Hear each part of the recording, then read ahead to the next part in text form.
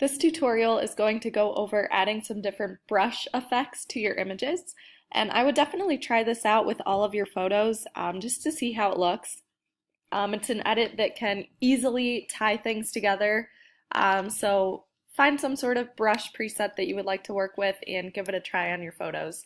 If you don't like it, just hide the layer and go back to your original image. But to start out, we're going to go to a website called brusheasy.com, so you can see the address here that I typed in. And this is just a free brush download. So I'm going to type in for this fog. So you can type in any sort of brush preset that you would like. So there's some other suggestions here. So there could be lightning, water, light. And when you find a filter that you like, go ahead and click on that and download it. So hit free download. Just make sure that the way that you're adding the filter isn't completely taking over your image, so it's not being too much.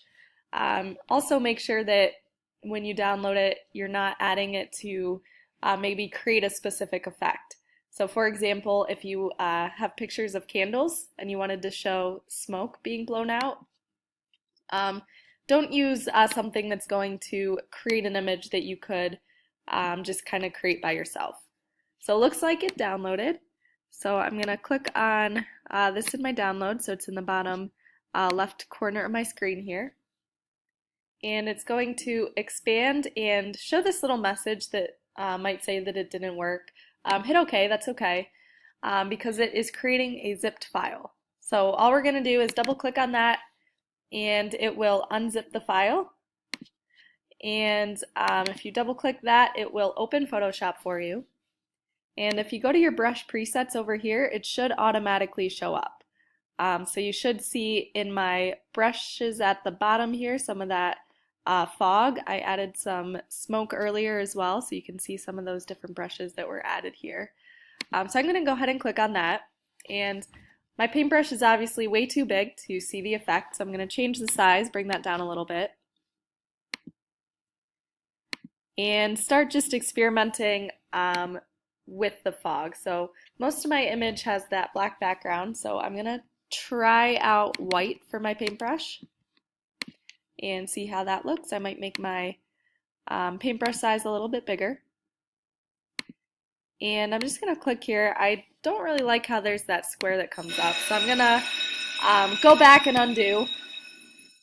And I'm going to try a few different effects and see how those look. Maybe they will be a little bit better and not have that edge around the top. So try some of them out.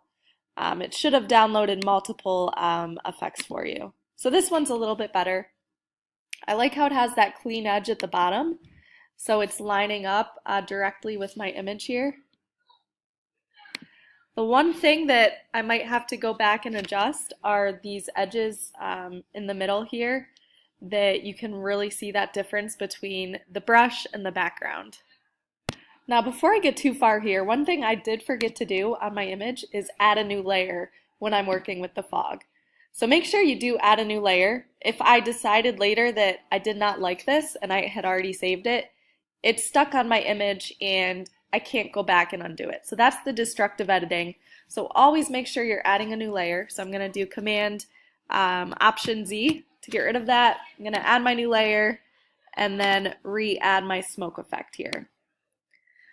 Now with my smoke effect, I can try out a couple of different overlays, so I can see if any of these look interesting or if any of them will do much to the photo, so you can experiment with some of those overlays.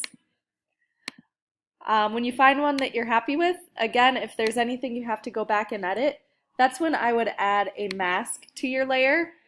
And you can use either the same effect that you've been working with and maybe tilt your paintbrush. So here's the first thing I'm going to try. So I'm going to try to rotate my brush to the side. So something like this. And that way I can try to get rid of some of those edges on the sides here that are going to stand out too much in my image. So this kind of blended that that smoke effect a little bit into the background off of the shoe. I can rotate that back to the other side and try to get rid of some of this on this side as well. So that's one thing. You could also try using a different brush, so maybe just one with a feathered edge, and starting to paint some of that out. I'm going to bring my opacity up a little bit more to help. So that's starting to work and really blend that fog more into the background. So that's a little bit less noticeable there. I could also go back in my brush presets and maybe try a different one out to see how that effect looks maybe at the bottom of my image. So let me find another one here.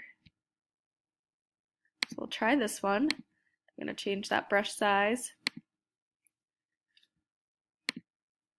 So maybe at the bottom I want to really show a little bit more of that smoke. So I added a new layer and I'm adding a little bit to the bottom. So maybe to create a little bit of depth. So it could be interesting where you have a foreground, middle ground with your object, and then background with some of that fog or smoke in the back. So try adding a little bit of depth, experiment more with maybe the colors that you use. It could be interesting to maybe add a little bit of color in areas. So try that out and see how your final composition looks.